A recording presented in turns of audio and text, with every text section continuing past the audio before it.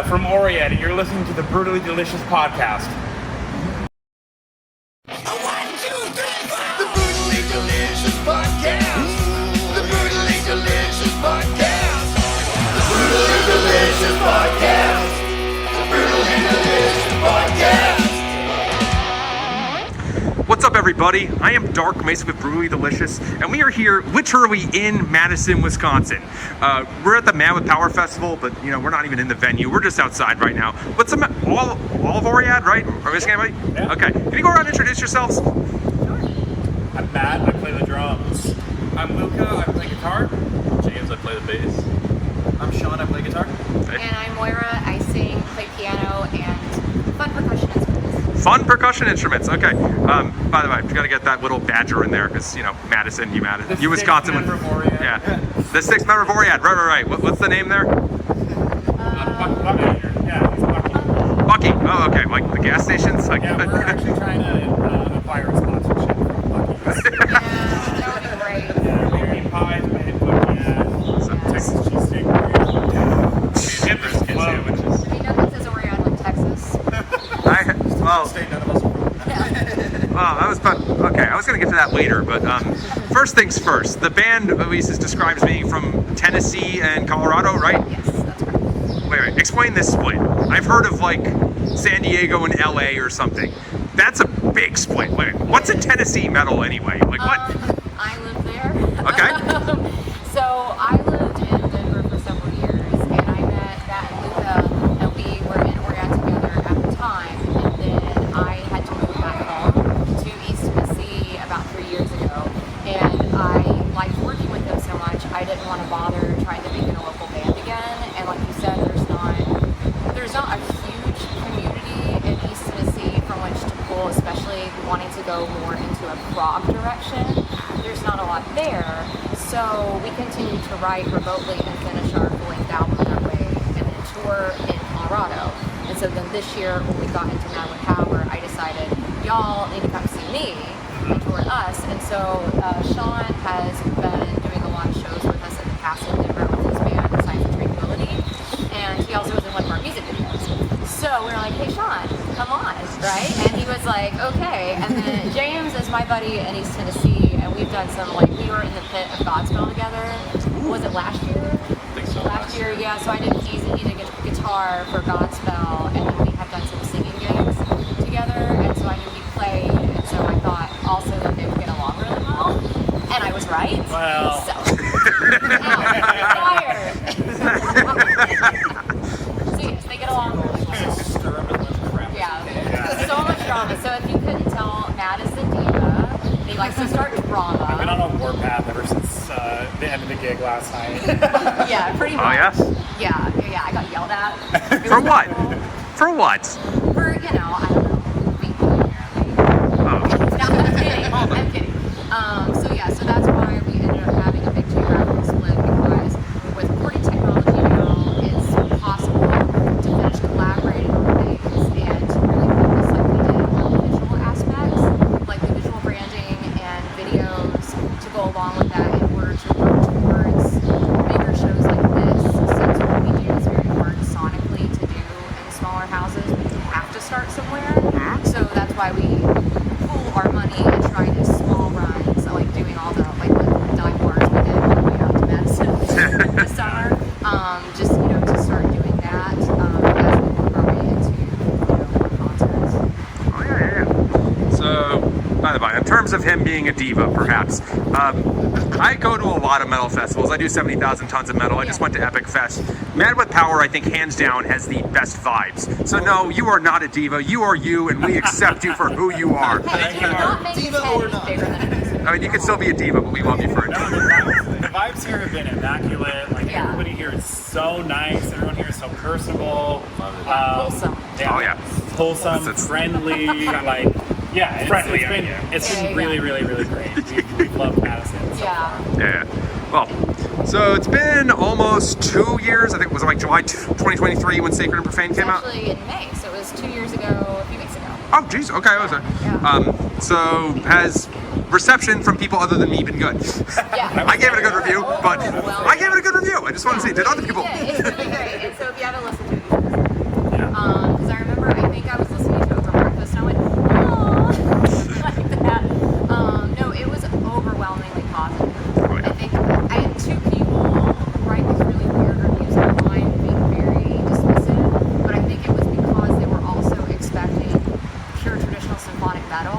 but they already didn't like pure traditional symphonic metal. So no matter what I did, it just wasn't going to please them, and I don't really care. I mean, You're it's always not, gonna have that anyway. right? And I don't really care about that. But the thing that has been very rewarding, and even talking to some people last night at the table after the show, was people who get it, if that makes sense. Like they understand the messaging and the vibe, and they're cool with all the blending of the genres, and they're willing to like get invested in it. And so that's been really, really nice, because that could have gone either way. Oh, yeah. Like people could have just been like, this is, you know, or they could have said, oh, this is really wacky, I love it, you know. I've had this joke in my head since you told me your name like an hour ago.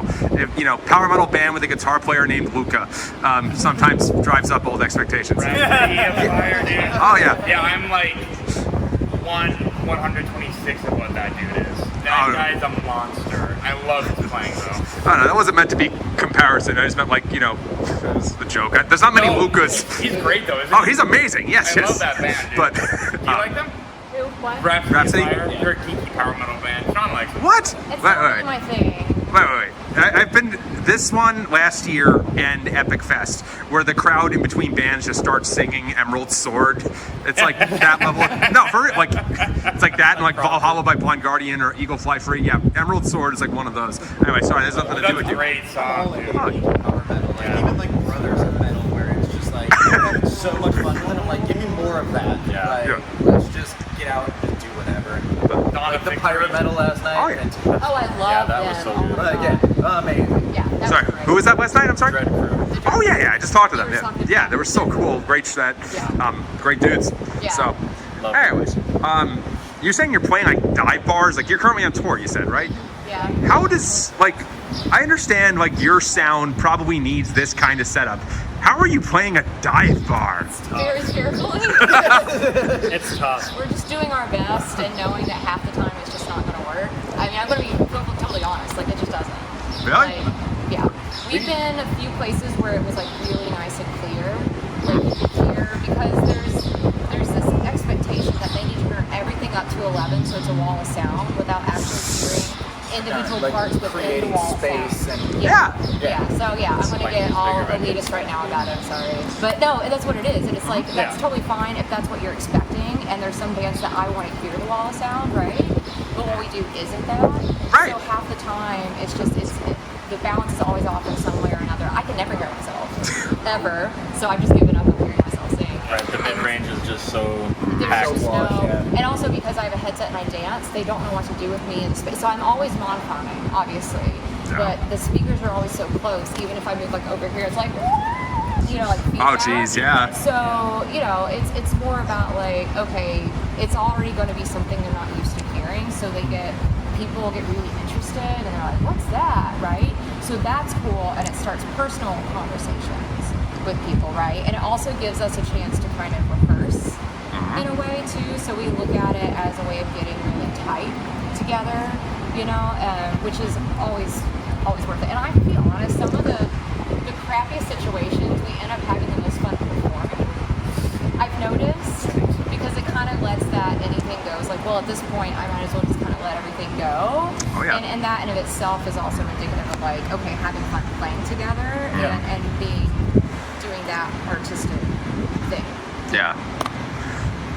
So I did also listen to the review because it was been a minute, and I remember I said something like, vocally it kind of reminds me of Xandria, but like musically it's just totally a different deal. I don't even know how to compare you to any other band except for like maybe individually the vocals and stuff. Yeah. But you had like a 3-word phrase, like funeral doom opera or something? Progressive doom opera. I'm so. I like that cool. That's But yeah, cool funeral, too. yeah. I'm sorry. No, funeral doom's was it like Doom, Candlemass? Hey, I did tell you guys I want like 15-minute songs. So. Yeah. Next album. Sorry, progressive doom opera. Forgive me. Wait, was that it this time? Yeah. Okay. But we even called it, I mean, the PR firm I work for when we did the review called it Mystic Prog or Okay. Mystic Metal, and I thought that was cool too. That Sure. was the term they came up with. So. Okay. Wait, but did progressive doom opera come from you? Yeah. Okay, so I like that, moniker of sorts. Yeah. Where, like, is this like the best home for you? Like, where do you like fit in festivals? I mean, obviously, I think you fit in here, but like, what other bands sound like you? Where does this come from? Like, explain. That's hard. Yeah, and I mean, I don't know if you guys would agree with this, but I think the closest, if you were doing like a for fans of, I think of Cellar Darling and Blackbriar specifically, because they're symphonic, but she has a very unique voice and their stuff is creepy. Oh yeah. You know, and so she stays on the darker side of things, and especially with their older material, which is my favorite of theirs. Like there's a similarity there, I think. So as the newer stuff we're writing, it's getting more progressive and more doody, and getting very, very far away from the symphonic side of things, other than having like a symphonic arrangement that feeds the music, but away from the traditional like symphonic power. Like not that at all, going the other way. So yeah, that's a challenge, because seriously, I have a spreadsheet of festivals to apply to, and half the time I'm looking and I'm like, I think it would be a fit because of this, but then I know they won't think that, right? Or I apply and I apply and I apply and I get rejected like once. Like there's just been nothing but rejections. But you're here. But I'm here, and so that's why I was like so excited. Because trying to find that right fit. Because you also don't want to play to people that are going to be like, what is this? Yeah. Right. So it goes both ways. It really does. Well, if I can rep this fest in the vibes one more time. Yeah. I don't think I've ever heard anybody say, I don't like that band. I think what they usually say is like, I respect it a lot more than I like. There's no shitting on people here. Right, like, it's more like maybe it's not for me, but I respect it. Yeah, exactly. Is what I've heard a lot. There's aggressive acceptance here. Yeah, and it's like, they're great musicians, it's just not my thing. But, even then, like, if you make music for everybody, you make music for nobody, as they say. Yeah. So, exactly. The performance yesterday, like just literally watching you on stage, dancing about, I was like, this is like, I'm trying not to say just one of a kind, because that's a pretty boring description, but I don't think I've ever seen anything like it. Like, are you writing the music with the thought of like, it's gonna be kind of like opera? A little bit. I mean, the movement part came a little bit later, and what really opened it up for me is I was working on this opera with this composer in Wyoming several years ago, and so I was stage directing it, and I was singing the soprano role, and it was the ghost of a dead, extinct bug that I was playing, and I was supposed to be haunting the dreams of a scientist who thought he was going crazy. And so when I was working on this character, I danced the whole role. And I didn't even consider myself a dancer, but the more I did it, I was like, this really fits the vibe of what she was going for with her music, and I felt there was like more of a connection, like to the vocal line. And the more and more I was getting into the thought of the music isn't just like, it's a set list, all right guys, here's our second song, it's a ritual, like, and it's supposed to be a ritual, like, experience through run, right? Okay. And so being able to create like something that is a spiritual experience for people, you look at cultures around the world, even like Shakers, ecstatic dance, right? Sufis, dance, right? So there's all these aspects of like incorporating movement into the spiritual experience, and so I tried it. What was it, Doxology? Like that really old song, and I had to dance for that. You made fun of me. I don't remember that. Yeah. I don't remember making fun of her, but I do remember that dance. No, it was a friendly jest. But yes, because you were too. Oh. So I had the dance, and I was like, this worked. It feels right. And so then the more I started thinking of things, I kept thinking, how can this be a multimedia experience? What are the visuals? Like, what color is the video? Like, is there a dance to this in a performance aspect? The only thing I could ever think of that was like that is this past year. So like I go on 70,000 Tons of Metal too. Swallow the Sun did two full performances with a ballet. I don't know if you ever saw the picture. Did you? Yes. That was cool. I was like, yes. And it was like, I remember like I sent, my family's not into metal at all, but I sent them photos and I'm like, and they're like, what the hell are you watching? And I'm like, I kind of don't know, but I can tell it's good. I'm a man of culture right now anyway. Yes, exactly. Yeah. No, so that truly, like, okay, I guess now I can't say it's one of a kind, so one of two. But One out of two. But it was a great, let's just say, a nice break in the experience. Like, and it's funny because I think Mega Colossus came right after you, and they're just like, they're wonderful. Yeah. It's like you go from this to like straightforward heavy metal, and it doesn't even seem that weird. That kind of vibes here. Well, I'm glad. Yeah, I was kind of wondering if people are going to think this is jarring to go from like video games, ritual in the woods. Heavy metal, like one thing after the other. Is it going to There's be definitely like a confluence of the kind of people who are into all but of that's this. there is a confluence, and also I personally appreciate variety. It's windy as shit here. But yeah, the variety, because if you have like 4 bands in a row and it's all the same thing, Yeah. you're just going to get tired.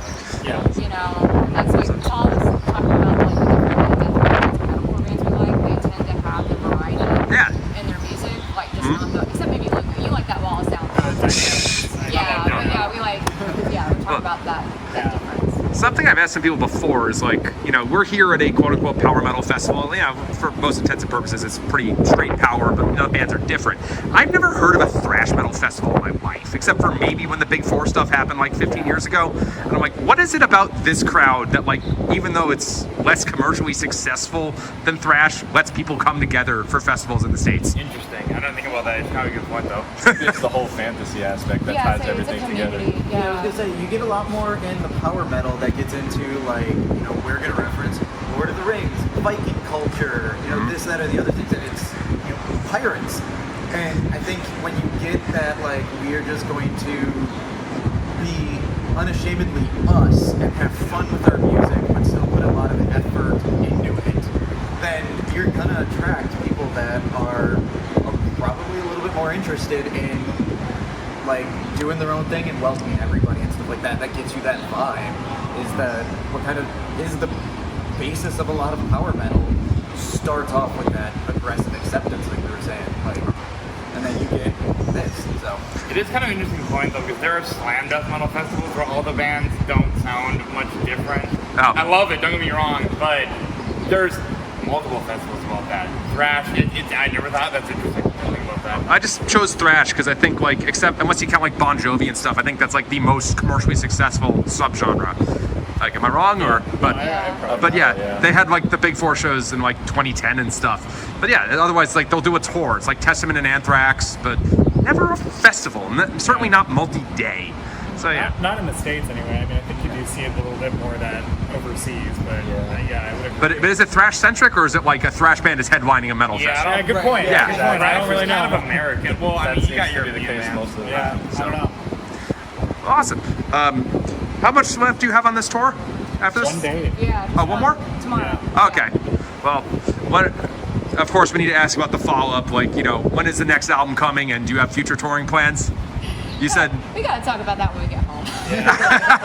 So, I think Yeah. all of us really would love to be doing this full time, you know, but the reality is, like, at the level that we're at right now, it's just so cost prohibitive. Economy. Yeah. It's And hard. you know, without getting too deep into that, I mean, you know, if we were doing something like this, you know, every night or anything like that, I think that a lot of us would probably be a lot more willing to take that financial risk, you know. But yeah, it's tough sledding when you're, you know, playing 5 dive bars in 6 nights, you know, and not that. Each away, basically. I mean, it's still, you know, like my dad always says, it beats working, and that's for sure. Like, I'm Yeah. gonna go home Yeah. and I'm gonna clock in for my shift at my day job, and I'd be like, I would way rather be in Oh, yeah. like Yeah, a dive bar totally. on the Yeah. live wire. Yeah.